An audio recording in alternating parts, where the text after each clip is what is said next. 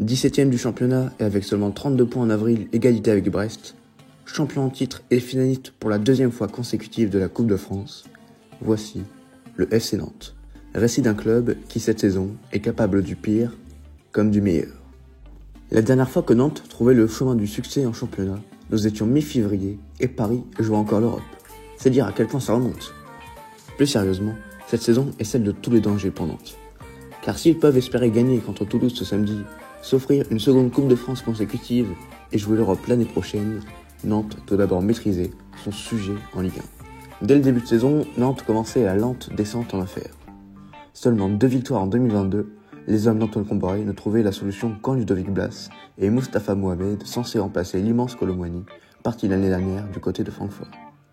En effet, les Canaries peuvent compter sur Ludo Blas et leur buteur égyptien, leurs deux seuls joueurs à plus de 5 buts.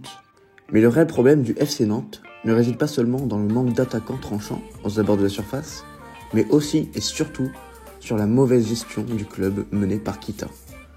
Le directeur du centre de formation nantais, Samuel Fenia, le dit lui-même, le club est très mal géré. Aujourd'hui, l'école de foot, le centre de formation et les féminines partagent tous le même vestiaire. C'est indigne d'un club comme le FC Nantes. En outre, Nantes souffre d'un manque d'intérêt de leurs dirigeants, comme ce fut le cas en 2007.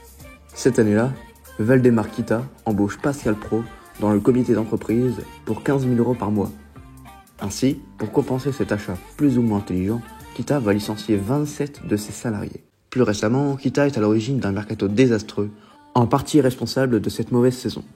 Par exemple, Randal Kolo Muani, qui avait une valeur de 16 millions d'euros au moment de son transfert, a été transféré gratuitement vers Francfort. Ainsi, cette bêtise financière n'a pas pu profiter aux Canaries qui n'a pas pu s'offrir de très bons joueurs. Détrompez-vous, Kita a réitéré son amour au club en réinjectant 20 millions d'euros. Avec cet argent, Nantes n'a rien acheté en été. On a dû attendre hiver pour voir les premières transactions. Nantes s'est alors offert son nouveau Kolo Muani, Andy Delors. Oui, Nantes a cru faire une bonne affaire en achetant pour 5 millions d'euros Andy Delors, alors la troisième recrue la plus chère du club. Résultat, 0 but et 0 passe décisive en championnat pour Andy Delors. Nantes peut s'en mordre les doigts car Delors possède la deuxième plus grosse masse salariale du club avec un salaire mensuel à 180 000 €. Si Nantes était sur le toit de la France en 2022 et a pu profiter d'un titre de champion de France le temps d'un tournoi, Nantes a eu ensuite la gueule de bois et a ainsi fait un mercato inexistant et a cru pouvoir se faufiler dans le championnat de France, soyons sérieux. Comment un club aussi prestigieux que le FC Nantes a pu passer autant à côté de sa saison? Certes, ils ont refait un parcours mémorable qui leur a permis de rejouer une finale de Coupe de France, mais à croire que les joueurs s'entraînent en championnat pour enfin jouer en Coupe de France. Car il faut le dire, l'intensité et la volonté est totalement différente entre le championnat et la Coupe de France. Comme le dit Dominique Rimaud, je crois qu'il n'y a pas une finale, il y en a 7 à venir. Il y a 7 matchs à venir pour les Nantais, 7 finales. Donc la première, effectivement, officiellement, c'est celle de samedi au Stade de France. Il faut maintenant voir si le FC Nantes, qui possède le plus grand nombre de matchs nuls, 14, peut et veut se relever et ainsi sortir la tête de l'eau. Car si même la Coupe de France était une nouvelle fois nantaise, rien ne dit que la Ligue 2 non plus ne sera pas nantaise. Prenons l'exemple de Saint-Étienne en 1962, Strasbourg en 2001 et Lorient en 2002, qui sont les 3 clubs ayant gagné la Coupe de France et étant relégués la même année.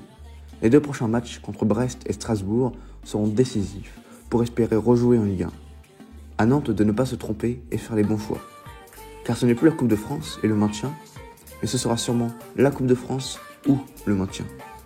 Après Saint-Étienne et Bordeaux en 2022, espérons que 2023 ne sera pas synonyme de relégation pour un autre monument du foot français.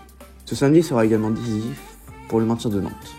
Après ce match, Nantes ne jouera plus de match de Coupe de France et sera obligé de se concentrer sur le championnat. Croisons les doigts pour que les Canaries, à la sortie du Stade de France, ne rient pas jaune et ne rejoignent pas la Ligue 2.